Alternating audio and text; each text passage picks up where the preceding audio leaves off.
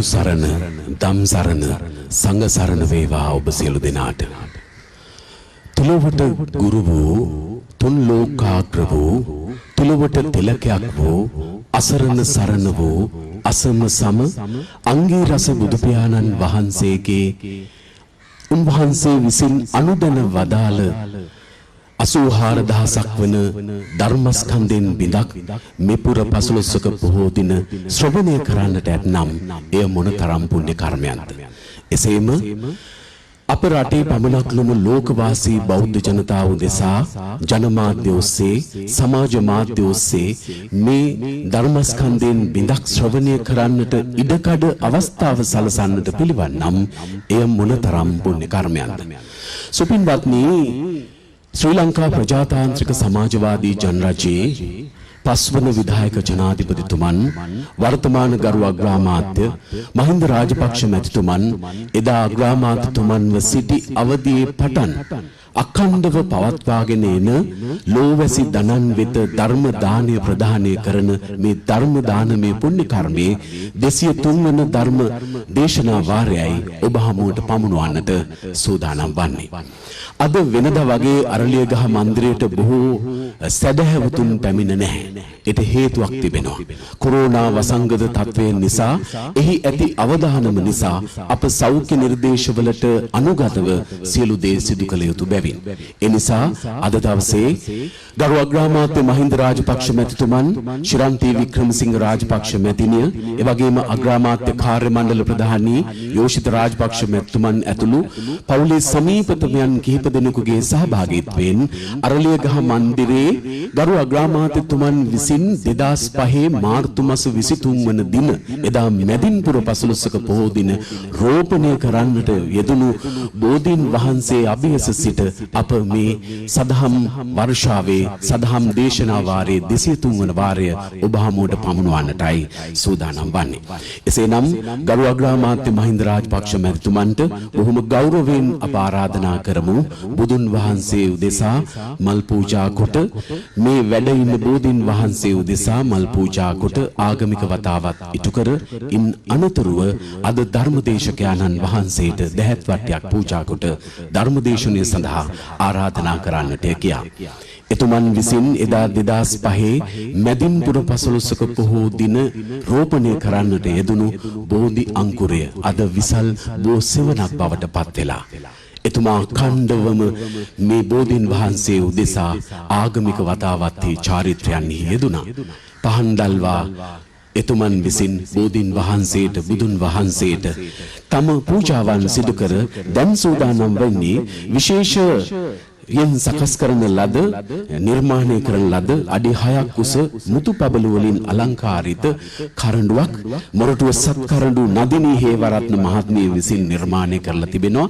එය ගරු අග්‍රාමාත්‍යතුමන්ගේ උපන්දිනයේ නිමිති කොටගෙන ඓතිහාසික සෝමාවතී පාරිශුද්ධ පුණ්‍ය භූමිය වෙත පූජා කිරීම සඳහායි නිර්මාණය කොට තිබෙන්නේ. ඒ උදෙසාත් ගරු අග්‍රාමාත්‍යතුමන් මල් පූජා කළා. දැන් අද ධර්මදේශකයන්න් වහන්සේට දැහැත් වට්ටියක් පූජා කොට ධර්මදේශනය සඳහා එතුමන් ආරාධනා කළා. සුපින්වත්නි, 203 වන අමාදම් සිසිලස ධර්මදේශනා වාරයේ අද ධර්මදේශකයන්න් වහන්සේ මහනුවර අලුත්ගම ගම්මන්තලාව පුරාණ විහාරවාසී මල්ලපිටිය මහ අනද සෙනසුනේ අනුශාසක ගෞරව ශාස්ත්‍රවේදී අවසරයි පූජ්‍ය අලුත්ගම පඤ්ඤාසාර ස්වාමින් වහන්සේ. අප සියලු දෙනා සාදුකාර පවත්වා උන්වහන්සේට ධර්මදේශනය සඳහා ආරාධනා කරමු. අවසරයි ස්වාමින් වහන්සේ. සියලු දෙනාම සද්ධර්ම ශ්‍රවණයට ප්‍රථම තිසරණ සහිත පන්සිල් සමාදන් වීම සඳහා තෙවරක් নমස්කාරය කියමු.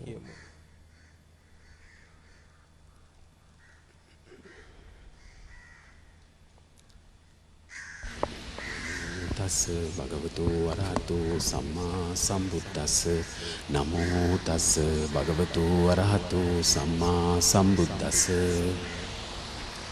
බුද්ධං සරණං ගච්ඡාමි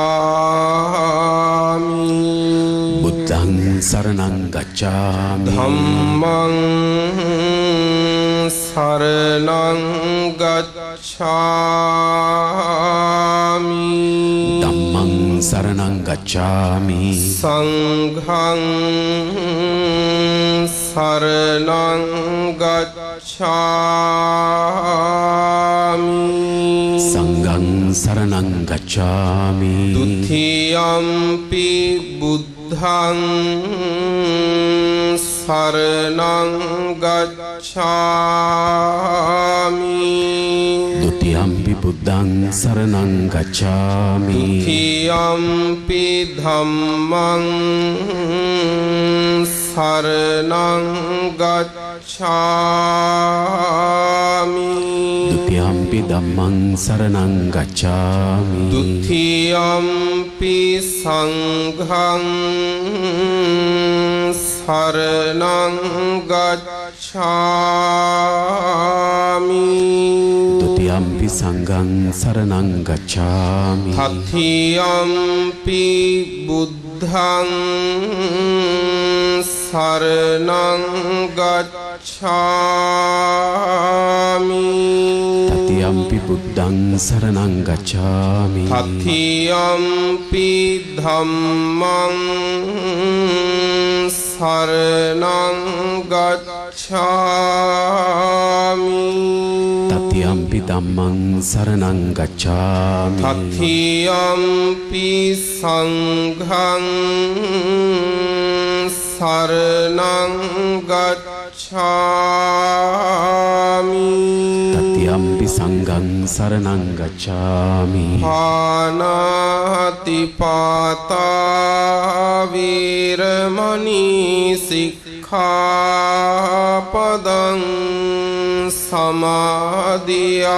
සමාදියාමි පානාති පාතා වේරමණී සික්ඛාපදං සමාදියාමි අදින්නාදානා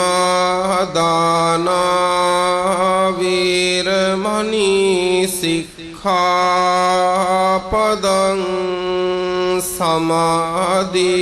සමාදියාමි අදින්නාදානා වේරමණී සික්ඛාපදං සමාදියාමි කාමේසු මිච්ඡාචාරා වීරමණී සික්ඛාපදං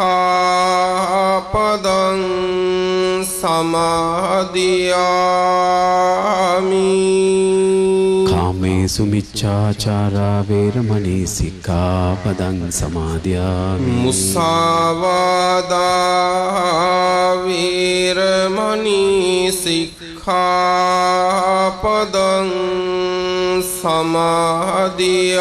සමාදියාමි මුසාවාදා වේරමණී සික්ඛාපදං සමාදියාමි සුරාමේරය මජ්ජපමාදට්ඨානා වීරමණී සික්ඛාපදං සමාදියාමි සුරාමේරය මච්චපමාදට්ඨානා වේරමණී සික්ඛාපදං සමාදියාමි සමන්ත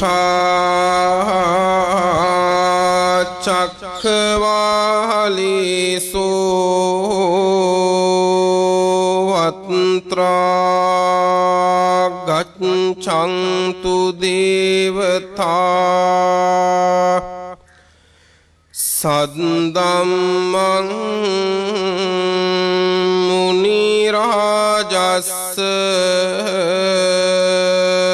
සුනන්තු සග්ග මොක්ඛදං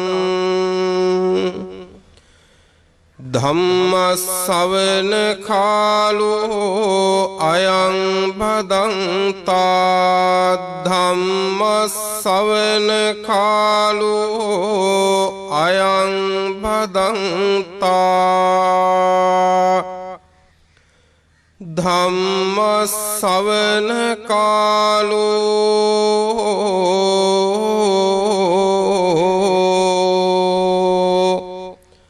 අයං භදන්තා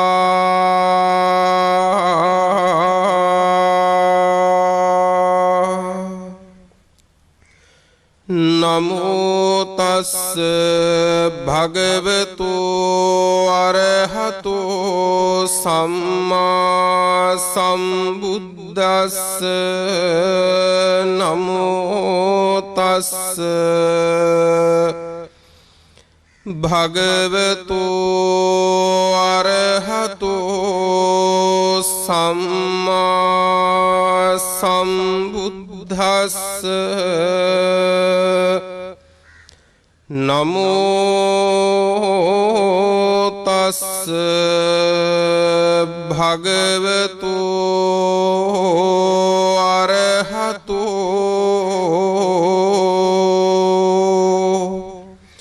සම්මා සම්බුද්දස්ස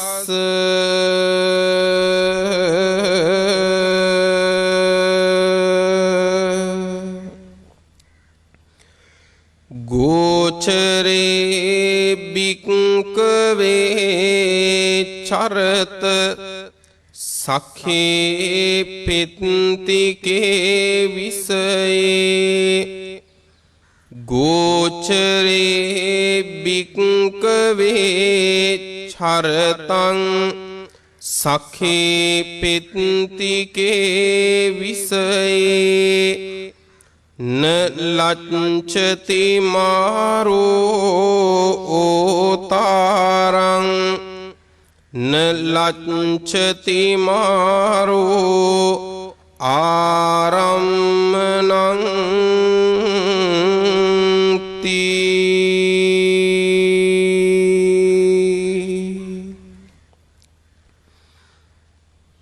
සදා වන්දනීය වූ ගෞරවනීය මහා සංඝරත්නයන් අවසරයි ගරු අග්‍රාමාත්‍යතුමනි එම මැතිනිය ප්‍රධාන සද්ධර්ම ශ්‍රවණාභිලාෂී ශ්‍රද්ධා සම්පන්න වාසනාවන්ත පින්නතුනි අද මේ උතුම් පොය දවසේ ගරු අග්‍රාමාත්‍යතුමන් විසින්ම රෝපණය කරන ලද මේ බෝධීන් වහන්සේගේ සෙවණේ ධර්ම ගෞරවයෙන් බලාපොරොත්තු වෙන්නේ මේ ලෝක ධාතුවේ පරම දුර්ලභ වූ ධර්මලාභය ලැබීමටයි. අග්‍රාමාත්‍යතුමන්ගේ ප්‍රධානත්වයෙන් සිද්ධ වන ධර්ම දේශනා මාලාවේ 203 වෙනි ධර්ම දේශනාවයි අද මේ ආකාරයෙන් පවත්වන්නට යෙදෙන්නේ. මේ ධර්ම දේශනා 203ක් ඇතුලේ එක දේශනාවකින් එක කෙනා බැගින් ජීවිත වෙනස් කරගත්තත් 203 දෙනෙක්. ඒ නිසා 203 දෙනෙක් සතර අපායෙන් මිදුණ කියන එකත් මහා ලොකු ලාභයක්. ඒ ලාභයේ මහ කුසලය ඔබතුමන්ට අයිති. ඒ නිසා දිනූ දේශයක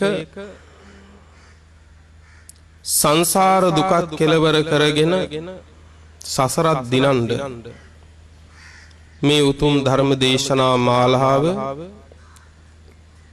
පැවැත්වීම පිළිබඳව මහා සංඝරත්නයේ හැටියට අපි තාම සතුටු වෙනවා වගේම අපි මේ වෙලාවේදී ආශිර්වාද කරනවා රටට ණය නැති පුරවැසියෙක් ලෙස ඔබතුමන්ට නිදුක් බව නිරෝගී භව සුවපත් භව චිරජීවනයේ ලැබේවා කියලා අපි මේ වෙලාවේ මෙත් සිතින් ප්‍රාර්ථනා කරන්නට අවස්ථාවක් කරගන්නවා.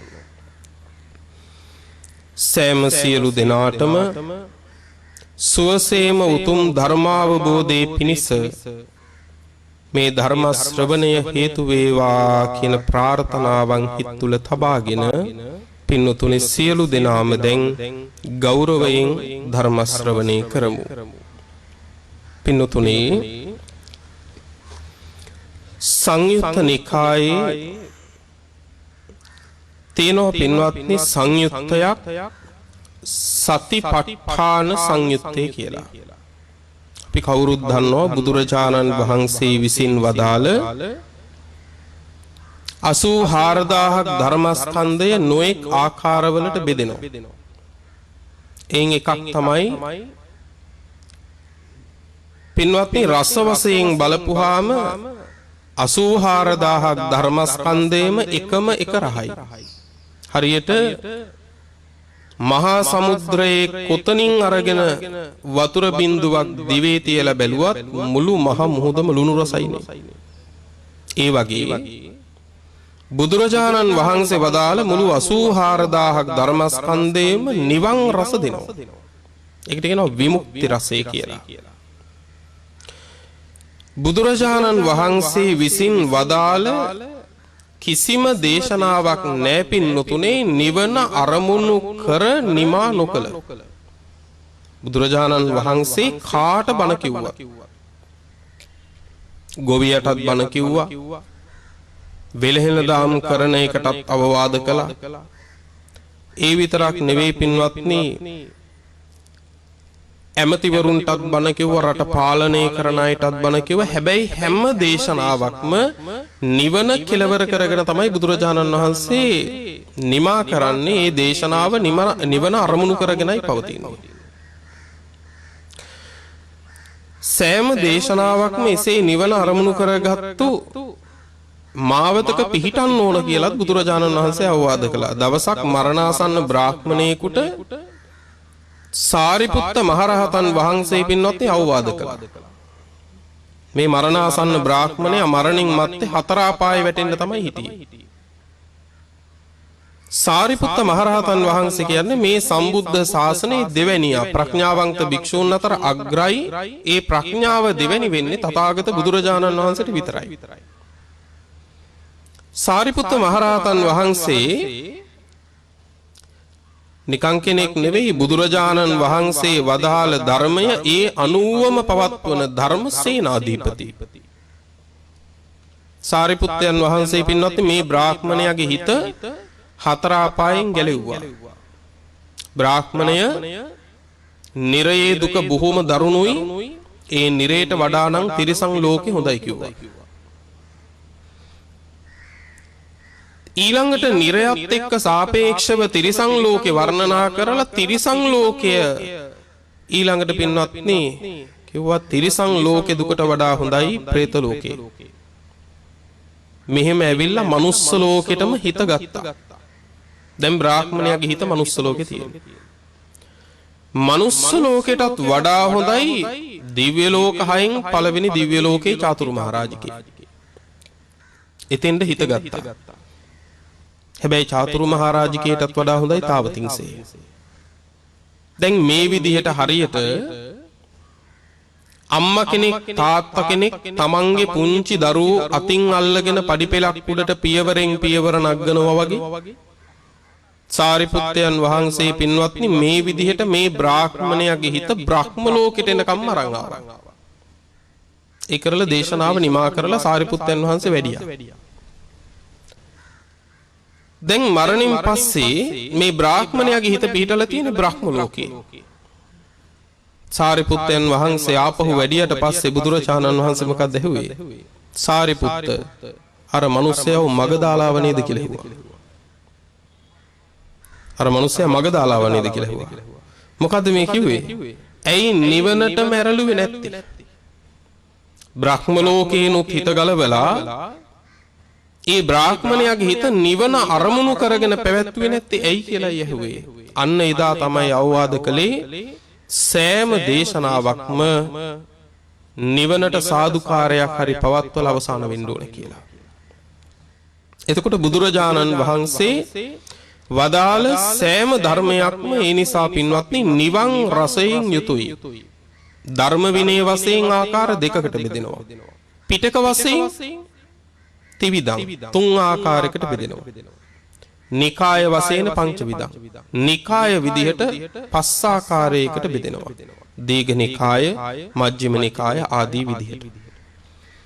ඒ නිකායේ පහෙන් එකක් තමයි පින්නතුනේ සංයුත්ත නිකාය. නොඑක් කාරණාවන් මුල් කරගෙන සූත්‍ර දේශනා එකතු කරලා සංග්‍රහ කරලා තියෙන නිසා සංයුත්ත නිකාය කියනවා. සංයුත්තයක් කියන්නේ එකතුවක් කියන එක. දැන් උපමාවකින් කිව්වොත් කෙනෙක් විසින් නෙලපු මල් අපිට නොඑක් විදිහට එකතු කරන්න පුළුවන්. රතු පාට මල් වෙනම, කහ පාට මල් වෙනම, සුදු පාට මල් වෙනම ආදී වශයෙන් එකතු කරන්න පුළුවන්. අරලිය මල් වෙනම, රෝස මල් වෙනම ආදී විදිහට එහෙම එකතු කරන්නත් පුළුවන්.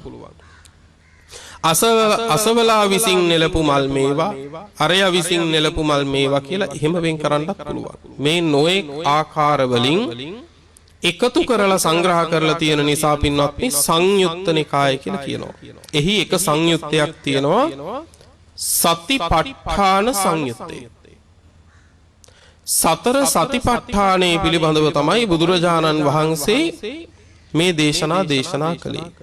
එහි පළවෙනිම වර්ගය තමයි අම්බපාලී වර්ගය. එහි සූත්‍රයක් තියෙනවා සකුණග්ගී කියලා සූත්‍රයක්. සකුණග්ගී සූත්‍රය.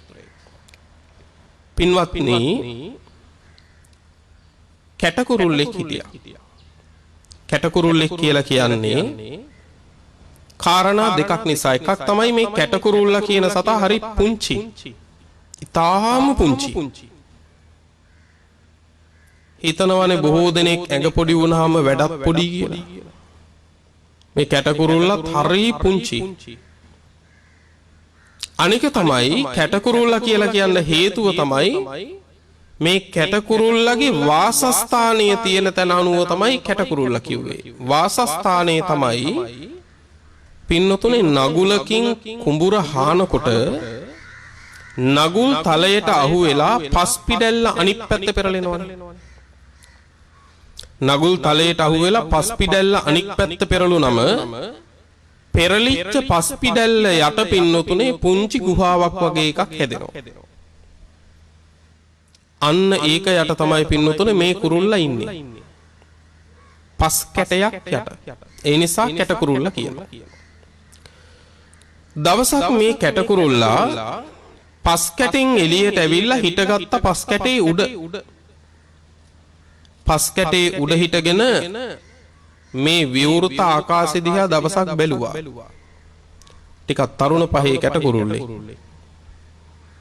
මේ කැටකුරුල්ලා පස් කැටේ උඩ හිටගෙන ආකාශය දිහා බලලා කල්පනා කරනවා අනේ ඇත්තට අපිට වෙලා තියෙන දේ. මෙච්චර නිර්වුල් මෙච්චර විවෘත අහසක් තියෙද්දී මං ඉන්නවනේ මේ පස් කැටයක් අස්සට වෙලා. මේ ආකාශය ඉගිලෙනව නම් කොහේ ඉගිලෙන්න බැයිද? මොකද වැටක් තියනවා කියලා. වැටක් නැහැ, මායිමක් නැහැ, සීමාවක් නැහැ. සීමාවක් නැති ආකාශයක මට ඉගිලෙන්න පුළුවන්කම තියෙද්දී මම මොකට මේ පස් කැටයක් අස්සට වෙලා ඉන්නවද? අපේ පරපුරෙන්ම අපිව මේ පස් කැටේ අස්සේ හිර කරලානේ තියෙන්නේ කියලා දැන් තමන්ගේ දෙමව්පියෝ අත්තමුත්තගෙන පවා කැටකුරුල්ලට තියෙන්නේ බලවත් අප්‍රසාදයක්. කලකිරීමක්. මොකද මෙච්චර අහසක් තියෙද්දි පස් කැටයක් අස්සේ මාව හිර කළා. මෙච්චර නිදහසේ ලස්සන සුව විඳින්න තියෙද්දිනේ මේ පස් කැටේ අස්සේ අපි හිර වුණේ. ලෝකේ කවදත් හැටි තමයි නොගියපු තැන්වල පින්නතුනේ ලස්සන පේන්නේ ඉන්න තැන්වල දොස් පෙනිපෙනීනේ නේද? ඕනම ගඟක් ගොඩ ඉඳලා බලනකොට හරි ලස්සනයි. බැහැලා බලන්න ඕන ඒකේ අරුමේ. බොහෝ දෙනෙක් ජීවිතේ ඕනම දෙයකට මේක ගලපලා බලන්න. ඕනම දෙයකට පින්වත්නි ගොඩ ඉඳලා බලනකොට හරි හැඩයි. හරි ලස්සනයි. හරි ප්‍රණීතයි. බහිනකම් හදිස්සි බැස්සට පස්සේ තමයි තේරෙන්නේ ඒකේ අරුබේ. එතකොට දැන් පින්වත්නි අර කැටකුරුල්ලටත් හිතනවා මොන කරුමයක්ද මේ පස් කැටේ අස්සේ ගෙවන්නේ? මේක මෙලෝ වැඩක් ඇති තැනක් නෙවෙයි. තමන් මෙච්චර කාලයක් ජීවත් වෙච්ච තමන්ගේ පිය පරපුර, තමන්ගේ මව් පරපුර ජීවත් වෙච්ච පස් කැටේ දොස් දැක නොගියපු ආකාශයක ගුණ හොඳ ලස්සන නිදහස මේ පුංචි කැටකුරුල්ලට පේනවා. කැටකුරුල්ල හිතුවා වෙන එකක් උන දෙන් මෙච්චර අහසක් තියෙද්දි මං ඉගිලෙනවා. ආකාශෙත් තියෙනවා නම් මට ඉගිලෙන්න තටුක් තියෙනවා නම් මම මොකටද ඉගිලෙන්නේ නැත්තේ? එහෙම හිතාගත්තු කැටකුරුල්ල දවසක් හරි සතුටින් පින්වත්නි සීමාවක් මායිමක් නැති කිසි තැනක ගැටීමක් නැති ආකාශයට වේගින් නැගුණා. කොහොමටත් පින්නතුනේ පස් කැට ආස්සේ ඉඳලා අහසට නැග්ගම පින්වත්නි කැටකුරුල්ලොන්ට විතරක් නෙවෙයි හැමෝටම සිහිය පත නැති වෙනවා. දැන් කැටකුරුල්ලටත් සිහිය පත නැහැ පින්වත්නි. සිහිය පත නැහැ. ඇයි? අර තටු දෙක එහෙම වදිනවා පස් කැටයට දැන් එහෙම එකක් නැහැ. සිහියක් පතක් නැතුව ඉන්නේ කොතනද යන්නේ කොතනද හිටියේ කොතනද කියලා මතක නැතුව පින්නතුනේ ඉගිලෙන්න පටන් ගත්ත ඔළුව හැරිච්ච අතේ. කිසිම උපද්‍රවයක් නැහැ කියලා තමයි දැන් තේරෙන්නේ. හිතෝ මනා පිට ඉගිලිලා පුදුම සතුටක් ජීවිතේ මෙහෙම සතුටක් ආස්වාදයක් මේ කැටකුරුල්ල විඳලම නැහැ. වේගින් ඉගිලිලා යනකොට පින්නතුනේ නොහිතපු කරදරයක පැටළුණා. මොකද්ද? ආකාශයේ බලේ පතුරවන අය ඉන්නවා. ආකාශයේ බලේ පතුරවන මහ විශාල උකුස්සෙක් පින්නතුනේ අල්ලගත්ත මේ පුංචි කැටකුරුල්ල. දැන් තේරෙන්නේ එක දෙයයි. අපරාධේ මං ආකාශයට ආවේ පස් කැටයට හිටියානම් මේ විපත්තිය නැහැ. දැන් කැටකුරුල්ල විලාප තියෙනවා නේ අපි හිටියේ පස් කැට ආස්සේ අපිට කරන්න පුළුවන් දේකුත් නැහැ අපිමයි කාලකන්නියෝ අපිමයි පව්කාරයෝ අපිට තමයි අත්තට තිබුණත් ඉගිලෙන්න බැරි කියලා දැන් පින්වත්නි බොහෝම විලාප තියෙනවා ශෝක කරනවා කම්පා වෙනවා තැවෙනවා. ඒ ගමම්ම එකක් කිව්වා කැටකුරුල්ල මොකද්ද අපරාධේ මගේ පියාගෙන් මට ලැබිච්ච තැන මං හිටියානම් මේ උකුස්සට මාවල්ලන්න හම්බෙන්නේ නැහැ කිව්වා. උකුස්ස බැලුවා උකුස්සත් ටිකක් තමන්ගේ බලයෙන් මත් වෙලා ඉඳපු කෙනෙක්. උකුස්ස බැලුවා මේ පුංචි කැටකුරුල්ල දැන් කියනවා මේ පියාගේ උරුමෙන් ලැබිච්ච තැන හිටියානම් මගෙන් මට අහුවෙන්නේ නැහැ කියලා. මට අල්ලන්න බැරි ඔය තැන කොතනද? හොඳයි නුඹේ පියාගේ තැන මොකද්ද කියලා ඇහුවා. කැටකුරුල්ල කිව්වා මගේ පියාගෙන් මට ලැබිච්ච තැන තමයි කිව්වා අර පල්ලෙහා පේන කුඹුරේ පස් කැටය යට. අන්නේ පස් කැටය තමයි මගේ පියාගෙන් මට ලැබිච්ච තැන. එතන හිටියනම් නුඹට මාව අල්ලන්න හම්බෙන්නේ නැහැ කිව්වා. කියනකොටම උකුස්ස කල්පනා කළා මේකගේ ඇඟේ හැටියට නෙවෙයිනේ කට. පුංචි කැටකුරුල්ලා උකුස්සත් මත් වෙලා හිටියේ. උකුස්ස කිව්වා එහෙමද? හොඳයි එහෙනම් මං දැන් අතාරින්නම්. පුළුවන් නම් බේරිලා බලපන් කිව්වා. පුළුවන් නම් බේරියන් කියලා අත්හැරලා බැලුවා.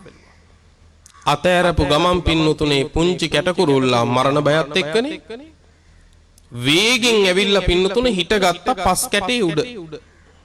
දැන් තමන්ගේ තැනට ඇවිල්ලා. පස් කැටේ උඩට ඇවිල්ලා දැන් අභියෝග කරනවා ආකාශයේ ඉන්න උකුස්සට. දැන් පුළුවන් නම් වරෙන්. දැන් මම මගේ තැනට ආවා මගේ පියාගේ උරුමෙන් ලැබිච්ච තැනට මං ආවා. දැන් පුළුවන් නම් වරෙන් කියලා අභියෝග කරනවා පින්වත්නි තමන් අර ආකාශයේ ඉන්න උකුස්සට. උකුස්ස හිතුවා ඉතින් ඔතෙන්ද ගියත් මගෙන් නම් බේරෙන්නේ මගෙන් බේරෙන්නේ නැහැ. උකුස්ස හොඳට තටු දෙක හදාගෙන ඊතලයක් විද්දා වගේ වේගෙන් පින්නතුනේ බැස්ස පහලට කැටකුරුල්ල අල්ලන්න. ලං වෙනකන් හිටියා කැටකුරුල්ල පස් කැටේ උඩ ළඟටම එනකන් ඉඳලා ඔන්න මෙන්න කියනකොටම පින්නතුනේ සිහින් ශරීරයක් තියෙන පුංචි කැටකුරුල්ලා රිංගුව පස් කැටේ යටට. උකුස්සත් මත් වෙලා හිටියේ මත් වෙච්ච අය හුඟක් එනවා වේගෙ වැඩි. ආපු වේගෙට බ්‍රේක් කරගන්න උකුස්සට බැරි වුණා. ආපු වේගෙන්ම නවත්ත ගන්න බැරි වෙච්ච උකුස්ස පින්නතුනේ වැදුනා පස් කැටේ උඩ. පස් කැටේ උඩ වැදිලා පපුව පැලිලා උකුස්ස එතනම මැරුණා. බුදුරජාණන් වහන්සේ මෙන්න මේ පුංචි කතාව අරගෙන අපිට ලොකු බණක් කියනවා. බුදුරජාණන් වහන්සේ අපිටත් අවවාද කළා ගෝචරේ භික්කවේ සකේ ගෝචරේ භික්කවේ චරත සකේ පෙත්තිකේ විසයේ මහණෙනි. එතන මහණෙනි කියලා බුදුරජාණන් වහන්සේ ආමන්ත්‍රණය කළේ ස්වාමීන් වහන්සේලා විතරක් නෙවෙයි බුදුන් සරණ ගිය සියලු ශ්‍රාවකයන්ට. උන්වහන්සේ අවවාද කරනවා තථාගතයන් වහන්සේගේ ශ්‍රාවකයෝ නම් ඒ ශ්‍රාවකයෝ තථාගතයන් වහන්සේ නැමැති පියාගේ විෂය පතේ ඉන්න ඕන කියලා. අපි හැමෝටම භික්ෂුවක් වෙච්ච මට තියෙනවා පින්නතුනේ පියාගේ උරුමෙන් ලැබිච්ච මගේ විෂය පතය. ඒ විෂය පතය තමයි භික්ෂුවක් හැටියට මට තියෙන රැකවරණය තියෙනම ස්ථානය. වෙන කිසි තැනක ඒ රැකවරණය නැහැ. මොන රැකවරණ හේතුවක් පින්වත්නි භික්ෂුවක් හැටියට බුදුහාමුදුරුවන්ගේ ශාසනයේ මට තියෙන ඒ රැකවරණය එතනමයි තියෙන්නේ. වෙන කිසි තැනක නැහැ. ඒ වගේම තමයි ඔබ හැම කෙනෙකුටම තියෙනවා තෙරුවන් සරණ ගියා නම් පන්සිල් සමාදන් වුණා නම් ඔබේ විෂය ඒක ඔබේ සීමාව ඒක. එතන තමයි ඔබට රැකවරණේ තියෙන්නේ. එතනින් ඉක්ම ගිය තැන සැනසීමද වෙනසීමද? වෙනසීමමයි. ඒ කාන්තෙන් වෙනසීම. ඇයි? තමන්ගේ පියාගේ විෂය ඉක්මෙව්වා. තමන්ගේ සීමාව. බුදුරජාණන් වහන්සේ මේක දේශනා කළා තමන්ගේ විෂයපතේ තමන්ගේ පියාගේ උරුමෙන් ලැබිච්ච තැන ඉන්න. ගෝචරේ භික්කවේ චරතං සකේ පෙත්තිකේ විෂයේ යමෙක් මහණෙනි තමන්ගේ පියාගේ උරුමෙන් ලැබිච්ච විෂය තුල සීමාව තුල ඉන්නවා නම් නලච්ඡති මාරෝ ඕතරං පාපී මාරයා ඉඩක් ලබන්නේ නැහැ කිව්ව පින්නතුනේ තමන් වල්ලන්න. නලච්ඡති මාරෝ ආරම්මණං පාපී මාරයා අරමුණක් ලබන්නේ කිව්වන ඔබ වල්ලන්න. බුදුරජාණන් වහන්සේ පියාගේ සීමාව හැටියට මෙතනදී ගම්බීර අර්ථයෙන් දේශනා කළේ සතර සතිපට්ඨානය පිළිබඳව. එසේ වුවත් මේ කතාවේ අපිට ලොකු පාඩම් හුඟක් තියෙනවා. පළවෙනිම දේ තමයි අපිට තියෙනවා අපේ පිය පරපුරෙන් ලැබිච්ච රැකවරණයට තැනක්. අපිත් පුංචි කැටකුරුල්ලෝ. අපි පුංචි රටක් කියනවා දුප්පත් රටක් කියනවා නේද? හැබැයි අපි දුප්පත්කම් මනින්නේ කොතනින්ද කියන ප්‍රශ්නේ තියෙනවා. පෝසත්කම් මනින්නේ කොතනින්ද කියන ප්‍රශ්නේ තියෙනවා. අපි කැටකුරුල්ලෝ වගේ ලෝකේ ඉස්සරහා පේනවා තමයි ලෝකේ මහ ලොකු රටවල් තියෙනවා. මහා ලොකු රටවල් ඉස්සරහා පින්වත්නි සිටියම විශාල කරලා බැලුවොත් තමයි පින්වත්නි ලංකාව පේන්නේ කැටකුරුල්ලෙක් වගේ. හැබැයි කැටකුරුල්ලන්ටත් පුළුවන් උකුස්සන්ට අභියෝග කරන්න. අපි නෙවෙයි වදාලේ බුදුරජාණන් වහන්සේ. උකුස්සන්ටත් අභියෝග කරන්න පුළුවන්. හැබැයි මේ කියන්නේ උකුස්සන්ව පරද්දන්න කියන එක නෙවෙයි. දැන් අපිට ජයග්‍රහණය ගැන කතා කරන්න බෑනේ පින්වත්නි. තවත් කෙනෙකුගේ පරාජය ගැන කතා නොකර අද කාලේ. ලෝකේ හැමෝම ජයග්‍රහණය කියන වචන ගැන කතා කරන්නෙම පෙරදිච්ච කෙනා කියන කෙනාව මනසේ තියාගෙන. ඒ කියන්නේ අද ලෝකය දන්නේ නැහැ තවත් කෙනෙක් පරද්දන්න නැතිව Taman දිනන්නේ කොහොමද කියලා. අපි හිතන් ඉන්නේ මං දිනනවා කියලා කියන්නේම තව කෙනෙක් පරදිනවා කියන එක කියලා. එහෙම එකක් නැහැ. එහෙම එකක් නැහැ. බුදුහාමුදුරුවෝ වදාළානේ ජයං වේරං පසවති දුක්ඛං සේති පරාජිතෝ උපසන්තෝ සුඛං සේති හිත්වා ජය පරාජය. ජයං වේරං පසවති දිනපු අය තරමක් විතර ද්වේෂයකින් තමයි ඉන්නේ. නේද? මේ කියන්නේ අනුන් පරද්දලා දිනපු අය. දුක්ඛං සේති පරාජිතෝ පෙරදිච්ච අය දුකකින් තමයි ඉන්නේ. හැබැයි උපසන්තෝ සුඛං සේති ජය පරාජය දෙකම අත්තරපු කෙනා සුවසේ ඉන්නවා කිව්වා. ජයත් පරාජයත් දෙකම අතහැරලා. එතකොට මේ ලෝකේ අනුන් පරද්දන්නේ නැතිව තමන්ට ලබන්න පුළුවන් ජයග්‍රහණයක් තියෙනවා. දැන් උදාහරණයකට හිතන්නකෝ මේ ධර්මාසනයේ බණ කියන මම ඔබව පරද්දලද නැද්ද කියලා ඇහුවොත් ඔබට දෙන්න තියෙන උත්තරය මොකක්ද? මම ඔබව පරද්දලද නැද්ද? මම දන්නවා සාතිශය බහුතරයකගේ හිතට නැගෙන උත්තරය තමයි මොනියම් හෝ කාරණයක් නිසා මම ඔබව පරද්දලා කියලා කියනවා. මම ඔබව පරද්දලා කියලා කියනවා නම් ඔබත් මමත් අතර තිබිච්ච තරඟය මොකද්ද? අපි අතර කිසිම තරඟයක් තිබිලා නැහැ කවදාවත්. එහෙනම් මම ඔබව පරද්දලා නැහැ. හැබැයි මම පෙරදිලා නැහැ. මම මගේ ආත්ම භාවය තුල මන් දිනා තියෙනවා.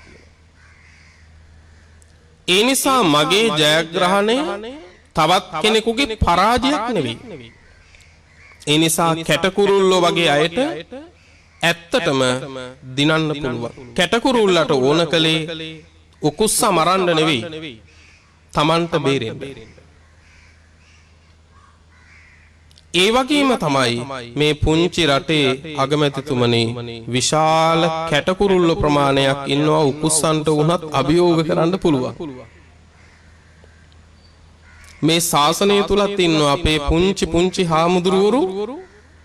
අද මේ මුළු ලෝකේම අපිට තියෙන ලොකුම සම්පත්තිය ධර්මයේ හැටියට පින්නත් ධර්මයෙන් දිනන්න පුළුවන්. අද අපිට ධර්මයෙන්ම දිනන්න පුළුවන්. මේ ලෝකේ කැටකුරුල්ලෝ වගේ ඉන්න අපිට අපි හැමදාම බැලුවේ අපිට නැති දේවල් ඇති කරගන්නේ කොහොමද කියලා. හැබැයි අපිට තියෙන දේවල් තියෙනවා. ඒනොත් අපිටත් තියෙන දේවල් තියෙනවා. අපිට විතරක් තියෙන දේවලුත් තියෙනවා. අපිටත් තියෙන දේවල් තියෙනවා. අපිට විතරක්ම තියෙන දේවලුත් තියෙනවා. ඒ කාරණා වලින් බලනකොට ඇත්තටම අපිට අපේ පියාගේ විශයක් තියෙනවා. හැම වෙලාවකදීම අපි අපේ දේ සහ අපේ කම තුල රැකෙන්න පුළුවනි නම් එතනමයි අපේ රැකවරණේ තියෙන්නේ. අදත් හෙටත් අපේ දේ සහ අපේ කම. හරියට කැටකුරුල්ලා විවෘත ආකාශයට නැගලා අනතුරට ලක් වෙච්ච තැන ආපහු රැකවරණයට තිබුණේ අර කුඹුරෙන් නගුල් තලයෙන් අනික් පැත්ත පෙරලිච්ච පස් කැටේ වගේ. අවසානයේ අපේ දේසා අපේ කම අපේ රැකවරණයට තියෙනවාමයි. ඒ රැකවරණේ තමයි අපිට තියෙන ලොකුම ආරක්ෂාව. ඒක වෙන කිසි දෙයකින් ලබන්න බෑ.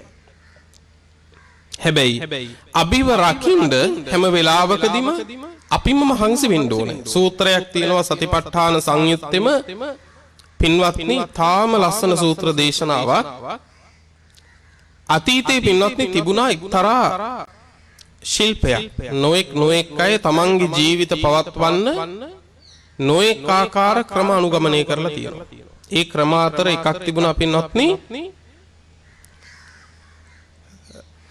ඒකට කියනවා පින්වත්නි මේ සැඩොල් උණ ගහක් ආධාරයෙන් මේකට කියනවා මේ චණ්ඩාල වංශ කියලා. මේක ක්‍රීඩාවක්. චණ්ඩාල වංශ කියලා කියන වංශ කියලා කියන්නේ උණ ගහට. ඒකට එහෙම කියන්න හේතුව තමයි දැන් වංශයක් කියලා කිව්වම පින්වත්නි පරපුරක්නේ. එක පරපුරෙන් පරපුරට එන්නේ. ඒක තමයි වංශය කියන්නේ. උණගහටත් වංශය කියලා කියන්න හේතුව තමයි උණගහේ තියෙන පුරුකෙන් පුරුකනේ. ඒක නිසා උණගහට කියන්නේ වංශය කියලා. එතකොට මේ චණ්ඩාල වංශය කියලා ක්‍රීඩා ක්‍රමයක් තිබුණා. මේකෙන් කරන්න පින්නොත් උණගහ ආධාරයෙන් දෙන්නෙක් එකතු වෙලා එක්කෙනෙක් උණගහ අල්ලගෙන ඉන්නවා. අනෙක් කෙනා උණගහ මුදුනට ගිහිල්ලා නොඑක ආකාර කරණම් ආදිය ඉදිරිපත් කරලා සල්ලි හම්බ කරනවා. අදත් මේ වගේ නොඑක් ක්‍රමවේද තියෙනවානේ. දැන් චණ්ඩාල වංශය කිව්වේ නොඑක් ක්‍රීඩාවට. පින්වත්නි දවසක් එහෙම ජීවත් වෙන ගුරුවරයෙකුයි ගෝලයෙකුයි දෙන්න මේ දෙන්නම ජීවත් වෙන්නේ දැන් අර උණ ගහ ආධාරයෙන් ඒ මත්තේ කරණම් ගහලා ශිල්ප පෙන්නලා තමයි අනෙක් අයව සතුටු කරලා සල්ලි හොයන්නේ. දවසක් මහා සෙනගක් ඇවිල්ලා දැන් මේ අයව සතුටු කරොත් ලොකු ලාභයක් ලබන්නත් පුළුවන්. ලොකු මුදලක් ලබන්නත් පුළුවන්. ඒ නිසා මේ ගුරුවරයයි ගෝලයයි දෙන්න දැන් අර උණ ගහත් අරගෙන වේදිකාවට නැග්ගා. වේදිකාවට නැගලා ගුරුවරයා දැන් අල්ලගෙන ඉන්නවා උණ ගහ. ගුරුවරයා උණ ගහ අල්ලගෙන ගෝලයාට කිව්වා හොඳයි නගින්න කිව්වා. දැන් ගෝලයා උණ ගහට නගින්න ඕන ගුරුවරයාගේ කරට නැගලා. ගුරුවරයාගේ කරට නැගලා උණ ගහට නගිනකොට ගුරුවරයා කිව්වා යාළුවා දැන් අපි දෙන්නට ලොකු වැඩක් තියෙනවා. මං නුඹව රකින්න. නුඹ මාව රැකපන් කිව්වා. ඔන්න ගුරුවරයා කියපු කතාව. මොකද්ද? මං නුඹව රකින්නම් නුඹ මාව රැකපන්. දෙන්නට දෙන්න අපි රැකගමු. එහෙම රැකගෙන මේ උණ ගහ උඩ ශිල්ප දක්වලා දස්කම් පෙන්නලා අපි සල්ලි හොයමු. ගුරුවරයා ඕක කියනකොටම ගෝලයා කරේ ඉඳන් කිව්වා මේ ඒක හරියන්නේ නැහැ කිව්වා. ගෝලයා කියනවා කරේ ඉඳන් ඒක නම් හරියන්නේ නැහැ. මට බෑ ඔබතුමාව රකින්න. එහෙම නෙමෙයි. ඔබතුමාව රැක ගන්න කිව්වා. මම මාව රැක ගන්නම් කිව්වා. දැන් ගෝලයා කියනවා ගුරුවරයාට කරේ ඉඳන් ඔබතුමාව බලා ගන්න මම මාව බලා ගන්නවා. හොඳයි එහෙම කරමුකෝ කියලා දැන් දෙන්නම ඊටාම හොඳට දස්කම් පෙන්නලා පින්වත්නි ශිල්ප පෙන්නලා විශාල වැටුපකුත් මුදලකුත් ආදායමකුත් ලබාගෙන පින්වත්නි උණ ගහින් බැස්සා. බුදුරජාණන් වහන්සේ පෙන්නනවා අපිට ක්‍රමයක්. ඕකමයි ක්‍රමය. මොකද්ද ක්‍රමය? අපි අපිව රැකගමු. බුදුහාරව පෙන්නන සාර්ථකම ක්‍රමය. අපි හැමෝම තම තමන්ව රැක ගන්න ඕන පින්වත්නි. තමන්ට රැකවරණයට තැනක් බුදුහාමුදුරුවෝ දේශනා කරලා තියෙනවා. එය හැම වෙලාවකදීම තමන්ගේ සීමාව, තමන්ගේ මායිම, තමන්ගේ ප්‍රමාණය, තමන්ගේ වපසරිය මම මේ කිව්වේ ධර්මයේ තුලින් තමන්ට සීලයක් වෙත්නම්, තමන්ට ගුණයක් වෙත්නම්, තමන්ට යම්කිසි සංස්කෘතික රාමුවක් වේනම්, ධර්මයෙන් වෙච්ච යම් රාමුවක් වේ නම් ඒක තමයි අපේ සීමාව. ඒ සීමාව තුළ ඉඳලා අනුන් රකින්න නම් තමන් කළ යුතු පළවෙනි දේ තමයි තමන් රකින්න ඕන. තමන් නොරකින්න කිසි කෙනෙකුට අනුන් රකින්න බෑ. බුදුරජාණන් වහන්සේ පෙන්නනවා තමන් රැකීමෙන්මයි අනුන් රකින්න පුළුවන්.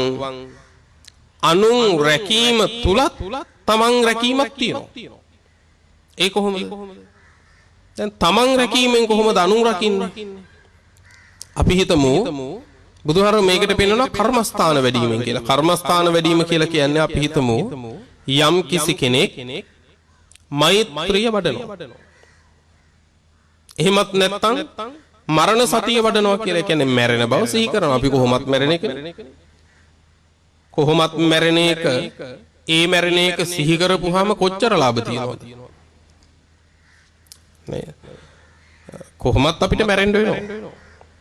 කොහොමත් මැරෙන එක මෙනෙහි කරාම මහා කුසල් තියෙනවා. එය දාන ආදී සියලු භවගාමී කුසල් ඉක්මවන තරම් කුසලයක්. කොහොමත් තියෙන මරණය මෙනෙහි කරන එක. දැන් මරණය ගැන මෙනෙහි කරනවා නම් යම් කිසි කෙනෙක් අනුන් නසයිද මොන හේතුවෙන්වත් තමන් මැරෙන බව සිහි කරන කෙනෙක් තවන්ගේ අනුන් කෙනෙක් තවත් කෙනෙකුගේ ජීවිතයක් නැති කරයිද? තවත් කෙනෙක්ගේ දෙයක් පැහැර ගනීද? තවත් කෙනෙකුට හිංසා පීඩා කරයිද? නෑ. තමන් මරණය ගැන මෙනෙහි කිරීමෙන් රැකගත්තා. එසේ රැක ගැනීම තුලින් අනෙක් සත්වයාගේ දේ සහ අනෙක් සත්වයා රකින්න. ඊළඟ ක්‍රමේ තමයි අනුන් රැකීමෙන් තමන් රැක ගන්න ක්‍රමයකුත් තියෙනවා. ඒ කොහොමද? එකක් තමයි මෛත්‍රී කරනවා. එහෙම නැත්නම් ඉවසනවා. දැන් කෙනෙක් අපිට බනිනවා. කෙනෙක් අපිට දොස් නගනවා. හිතන්න එපා මොන වෙලාවෙවත් වැරදි කරලා නම් අපිට බැන්නත් කමන්නේ කියලා. මේ ලෝකේ බැනුම් ඇහුවේ වැරදි කරපු මිනිස්සු විතරක් නෙවෙයි. හොඳ වැඩි වුණාමත් මිනිස්සු බනිනවා. හොඳ වැඩි වුණාමත් මිනිස්සු බනිනවා. පින්වත්නි නරක කාලෙට ගුණවන්තයෝ දොස් කියනවා. හොඳ කාලෙට හොඳ කාලයකට පවිටු මිනිස්සු දොස් කියනවා. නේද? සිල් ගන්න උපාසකම්මලටත් බයිනවා. ඔය සිල් ගත්තට අපි දන්නේ නැතයි කියලා එහෙම හරි බනිනවා. ඒ හැටි නරක කාලෙට ගුණවන්තයෝ දොස් කියනවා. හොඳ කාලෙට පාපී මිනිස්සු දොස් කියනවා. ඒ නිසා නින්දාව කියන එක මහා පරණ වැඩක්. පුරාණ මේ තන් අතුල මේක පරණ වැඩක්. අලුත් වැඩක් නෙවෙයි. රහසින්වත් පව් නොකළ බුදුරජාණන් වහන්සේට ධර්මිත බඩේ බැඳගෙන ඇවිල්ලා පින්වත් නින්දා කළානේ. කරලා නෙමෙයි.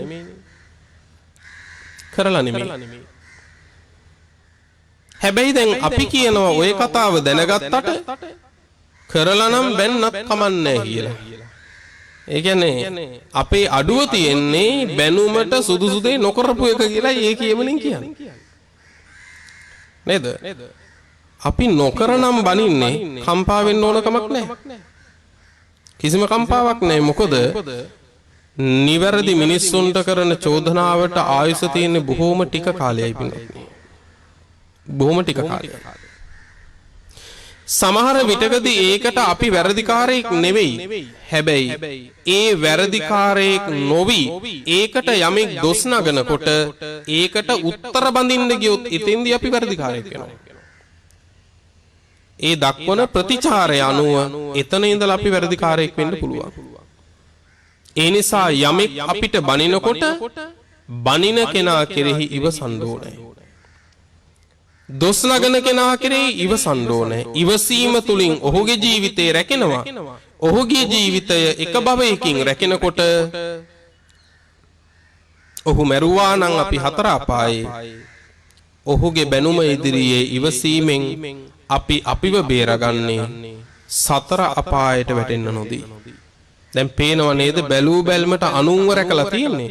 හැබැයි සැබවින්ම රැකගෙන තියෙන්නේ කවුද? තමන්ව තමයි රැකගෙන තියෙන්නේ. සමහර අවස්ථාවන් වලදී අපි අනුන් කෙරෙහි ඉවසන එකමයි තමන්ට තියෙන ජයග්‍රහණයට කාරණය. තමන් රැක ගන්නවා කියන්නේ ඒකමයි පින්වත්නි. බුදුරජාණන් වහන්සේ පින්නුවේ ඒකනේ. තමන්ව දිනා ගැනීමම තමයි මේ ලෝකයේ අසීරුම දේ. අමාරුම දේ ඒක. ලෝකෙ මිනිස්සු අපිට හරියට දොස් නගයි. හැබැයි ඔබතුමා ඇතුළු අපි හැමෝම අපේ ජීවිත හදා ගන්න ඕනේ. ලෝකේ කවුරු දොස් කිව්වත් මට දොස් කියා ගන්න නැති ආත්ම භාවයක් පරිහරණය කළා කියලා. අපි ලෝකයේ ඉස්සරහ නිවැරදි වෙන්න ඕනේ හැම වෙලාවෙම. හැබැයි අපි අපේ ජීවිතය තුල පෙරදිච්ච නැති කෙනෙක් වෙන්න ඕනේ. ලෝකේ කවුරු අපිට සාප කළත් පරිස්සම් වෙන්න ඕන කෙටි ජීවිතයේ එක දෙයකට. මැරෙන වෙලාව වෙනකොට මට මං ගැන සාප කරගෙන නම් මැරෙන්න බෑ කියලා. ලෝකේ කවුරු අපිට දෙස් දෙවොල් තිබ්බත් මැරෙන්න වෙලාවක් එනවා. මැරෙන වෙලාවේ මට දෙස් දෙවොල් තියාගෙන මැරෙන ආත්මයක් නම් මට පරිහරණය කරන්න බෑ. වැදගත්ම කාරණේ ඒකනේ. කෙනෙක් අපිට දොස් කිව්වා කියලා අපි අපාගත වෙයිද? නෑනේ පින්වත්නි නේද? අනේ අපායෙම යන්න ඕන හොඳක් නම් වෙන්න එපා කියලා දොස් කියන අය ඉන්නවා. හැබැයි එහෙම කළා කියලා ඒ අය එහෙම කිව්වා කියලා අපි අපායේ යයිද? එහෙම අපාගත වෙන්නේ නැහැ. දැන් තවත් සමහරු කියනවා අපිට නැති ಗುಣ පවා කිය පින්වත්නි වර්ණනා කරන හැත් ඉන්නවනේ. නේ සමහර වෙලාවකදී තියෙන ගුණ 100ක් නම් 100,000ක් කරලා වර්ණනා කරනවා අපි ඉස්සරහ. හැබැයි අපි එකක් තේරුම් ගන්න ඕන කවුරු මොන වර්ණනා කළත් අපි ඕකෙන් සුද්ධවන්තයෝ වෙන්නෙත් නැහැ. සුද්ධි අසුද්ධි පච්චත්තං නාඤ්ඤෝ අඤ්ඤං විසුද්ධේ පිරිසිදුකම හරි අපිරිසිදුකම හරි දෙක තීරණය වෙන්නේ අනුන්ගේ වචනවල නෙවෙයි තමන්ගේ වැඩවලින්. එනිසා ඔබතුමන්ට දොස් කියන අයත් ඇති. මේ හැමෝටම දොස් කියන අය ඇති. කම්පා වෙන්න එපා. වර්ණනා කරන අයත් ඒකාන්තයෙන් ඇති. ඒත් කම්පා වෙන්නත් එපා උද්දාම වෙන්නත් එපා. මොකද මේ හැම එකක්ම తాවකාලිකයි. හැම එකක්ම తాවකාලිකයි. සියලු දේවල් කෙටි කාලයයි පවතින්නේ. මොනවද? නින්දත් වර්ණනත්. කීර්ති ප්‍රශංසත් ඒ වගේම සැප දුක මේ ඔක්කොම සදාකාලික දේවල් නෙවෙයි. කෙටි කාලයක් අනිත්‍ය දන්න අපි පින්වත්නි දුක වේදනාව වෙනකොට හිතන්න ඕන ඕවහම තමයි. කෙටි කාලයක් නේ. සැපේන කොටත් එතෙන්දිත් හිතන්න ඕන පින්වත්නි ඕවත් ඔහොම තමයි.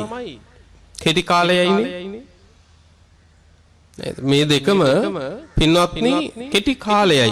හැම වෙලාවෙම පිරිසිදුකම තීරණය වෙන්නේ අනුන්ගේ වචන වලින් නෙවෙයි අපේ වැඩපිළිවෙලින්. බුදුහාමුදුරුවෝ මේකට උපමාවක් පෙන්නුවා. යම් කිසි මිනිස්සෙක් ලොකු කළු ගලක් දානවා දිය විලකට. වතුර පිරිච්ච දිය විලකට කළු ගලක් දාලා දැන් මේ දිය විල වටේ අත් දෙක එකතු කරගෙන වැඳගෙන ප්‍රාර්ථනා කර දිය විල වටේ ඇවිදිනවා. මොනවා කියද?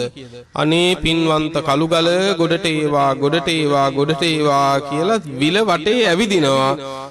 අර ගල විලට දාලා. බුදුහාමුදුරුවෝ අහනවා මොන හේතුවෙන්වත් මේ කළු ගල ගොඩ එයිද කියලා අහනවා. ගොඩ එන්නේ නැහනේ. හේතුව මොකද? කවුරු මොන ප්‍රාර්ථනා කළත් කළු ගලට තියෙන්නේ යට යන ගතිය මිසක උඩ එන ගතිය නෙවෙයි කිව්වා. ඊළඟට කියනවා තවත් මිනිස්සෙක් ගිතෙල් හරි එළඟිතෙල් හරි පුරවපු කලයක් අරගෙන ගිහිල්ලා දියවිලක් යටට දියවිල යටදී මේ කලේ කඩනවා. මොකද වෙන්නේ? කලේ කටු ටික යට යනවා. ගිතෙල් ටික උඩ එනවා. දැන් මිනිස්සෙක් විල වටේ ප්‍රාර්ථනා කර යනවා අනේ පින්වන්ත ගිතෙල යට ඒවා කියලා ප්‍රාර්ථනා කර වැඳ ඇවිදිනවා විල වටේ. මොන හේතුවෙන්වත් ගිතෙල් යට යයිද? ගිතෙල් යට යන්නේ කිව්වා. ඇයි? ගිතෙල් වලට තියෙන්නේ යට යන ගතිය නෙවෙයි උඩ ඉල්පෙන ගතිය. බුදුහාමුදුරුවෝ වදාලා අන්නේ වගේ තමයි. ලෝකෙ මිනිස්සු අපිට මොනතරම් නරක නපුර කිව්වත් අපේ විනාශය හෝ එහෙමත් නැත්නම් සැනසීම හෝ අපේ සුගතිය හෝ අපේ දුගතිය හෝ තීරණය වෙන්නේ අනුන්ගේ වචන වලින් නෙවෙයි. හැම වෙලාවකදීම ඒ නිසා අපි පරිස්සම් වෙන්න ඕන එකම එක දෙයකට පෙරකී පරිද්දෙන් ලෝකේ කවුරු අපිට මොනවා කිව්වත් මම මට සාප කරගන්න ආත්ම භාවයක් නම් පරිහරණය කරන්නේ කියලා. කවුරු මට නින්දා කළත් මම මට නින්දා කරගන්න ආත්ම භාවයක් නම් පරිහරණය කරගන්නේ කියලා හැම වෙලාවකදීම තමන්ගේ ජීවිතය ගැන ප්‍රතිවීක්ෂාවක් කරන්න කියනවා. ඒ නිසා පින්වත් අගමැතිතුමනි හැම වෙලාවකදීම පේන්න පුළුවන් අපිට කැටකුරුල්ලෝ කියලා. එහෙත් මහා උකුස්සන්ටත් අභියෝග කරන්න අපි සන්නද්ධ වුණොත් පුළුවන්. ඒ සඳහා අපි අපේ සීමාවන් තුල ඉඳලා අපි අපේ මායිම් තුල ඉඳලා අපිට පරපුරෙන් උරුම දේ තුල රැකිලා අපි එකතු වුණොත් සන්නද්ධ වුණොත් නිසි ක්‍රම වේදයක් හදාගත්තොත් සැබවින්ම අපේ රැකවරණය හදන්න පුළුවන්.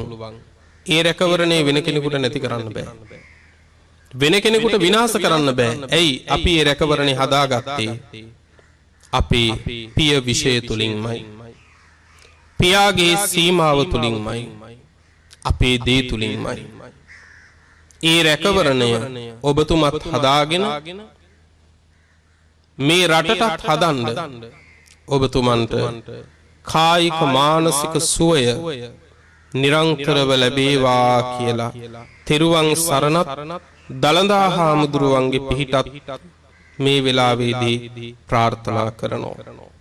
එසේ ප්‍රාර්ථනා කරමින් අද මේ උතුම් පොහෝ දා සිද්ධ කළ ධර්ම දේශනාව නිමාවට පත් කරනවා. අපි සියලු දෙනාම බුදුරජාණන් වහන්සේ වදාළ බුදුරජාණන් වහන්සේ පනවා වදාළ උන්වහන්සේගේ සීමාව තුල රැකෙන්න පරිස්සම් වෙමු. සම්බුද්ධ ශාසනයක අනාථයෝ නොවි සනාථයෝ වෙන්න. සම්බුද්ධ ශාසනයක පරාජිතයෙක් නොවි මැරෙන්න අපි හැමෝම අදිෂ්ඨාන කරගමු. සියලු දෙනා විසින්ම රැස් කරගත් මේ උදාර කුසල සම්පත් පින්වත් ඔබ නාමයෙන් මියගිය සියලු මව් දෙමව්පියන්ටත් අත් වේවා. මේ රට වෙනුවෙන් ජීවිත දුන්න විරුවන්ටත් සියලු ගිහි පැවිදි ප්‍රභූන්ටත් අත් වේවා. සියල්ලෝ මේ පින් අනුමෝදන්ව දුකින් මිදී නිවන් දකිත්වා කියලා සාදු කියලා පින් අනුමෝදන් කරමු. අග්‍රාමාත්‍යතුමන් එම මැතිනිය ප්‍රධාන කොට ඇති පින්වන්ත සෑම සියලු දෙනාටම නිදුක් නිරෝගී භාවයේ චිරජීවනයේ සැප ජීවනයේ උදා වේවා. සියලු දෙනාගේ යහපත් ප්‍රාර්ථනා ඉටු වේවා. බුද්ධාදී උතුමන් නිවුණු සැනසුණු අමා මහ නිවන අපටත් මේ කුසල බලයෙන්ම ලැබේවා කියලා සාදු කියලා ප්‍රාර්ථනාවන් ඇති කර ගනිමු. ලෝකේ ශාසනයේ සුරකින්න සියලු සම්මාදිට්ඨික දෙවියෝද පින් ගනිත්වා. ප්‍රාර්ථනීය බෝධීන් මුදුන්පත් කරගෙන දෙවියෝද නිවනින් සැනසෙත්වා කියලා සාදු කියලා දෙවියන්ටත් පින් අනුමෝදන් කරමු. ආකාසට්ඨා ච බුම්මට්ඨා දේවා නාග මහිද්దికා පුඤ්ඤං තං අනුමෝදිත්වා චිරං රක්ඛන්තු ලෝක සාසනං චිරං රක්ඛන්තු ධම්ම දේශනං චිරං රක්ඛන්තු ත්වං සදා. පුරා අවුරුදු 25ක් ලෝතුරා සම්මා සම්බුදුරජාණන් වහන්සේ ළඟ ඉඳලා උන්වහන්සේට සියාතින් උපස්ථාන කළ අග්‍ර උපස්ථායක වූ මහා පිං ඇති ආනන්ද මහරහතන් වහන්සේ පින්වතුනේ මෙහෙම ප්‍රාර්ථනාවක් කළා. දස බල සීලප්පභවා නිබ්බාන මහා සමුද්ද පරියංඛා අට්ඨංග මග්ග සලිලා ජින වචන නදී චිරං වහතු. දස බල බුදුරජාණන් වහන්සේ නම් මහ පර්වතය මුදුනින් හටගත් අමා මහ නිවන නම් මහ සයුර කෙළවර කොට ඇති ආර්ය අෂ්ටාංගික මාර්ගය නම් සිසිල් දිය පිරුණු ඒ උතුම් තථාගත බුද්ධ වචනය නම් වූ ගංගාව අපමණ සත්වයින්ගේ අනන්ත සංසාර දුක්ගිනි නිවාලමින් තව බොහෝ කල් ගලා බසීවා. සුපින්වත්නි, අද පුරපසළොස්වක බොහෝ දින අමා ධම්සෙසස ධර්ම දේශනාව පැවැත්වුවේ මහනුවර අලුත්ගම ගම්මන්තලාව පුරාණ විහාරවාසී මල්ලපිටිය මහ අනද සෙනසුනේ අනුශාසක ගෞරව ශාස්ත්‍රවේදී අවසරයි අලුත්ගම පඤ්ඤාසාර ස්වාමින් වහන්සේට ගරු අග්‍රාමාත්‍යතුමන් පිරිකර පූජා කිරීමට එක්වන අවස්ථාව. සාදු සාදු සාදු. මෙයට අරලියගහ මන්දිරයේ සිට ප්‍රඥා සම්පන්න දැහැමි ජන සමාජයක් බිහි කිරීමේ අරමුණින් ගෞරව අග්‍රාමාත්‍යතුමන් ශිරන්ති වික්‍රමසිංහ රාජපක්ෂ මැතිණිය ඇතුළු පවුලේ ඇත්තන් විසින් සංවිධානය කොට රටට ලෝකයට ප්‍රධානය කරන ධර්ම දානමය පුණ්‍ය කර්මයේ 203 වන වාරය මෙතකින් සමාප්ත කිරීමට අප සූදානම්. සජීව විකාශය අරලියගහ මන්දිරයේ සිට ඒ රූපවාහිනී ආයතනවල ප්‍රධාන පාලක මැදිරිය වෙත ප්‍රදානය කිරීමට කැමැති සියලු දෙනාට තෙරුවන් සරණ වේවා.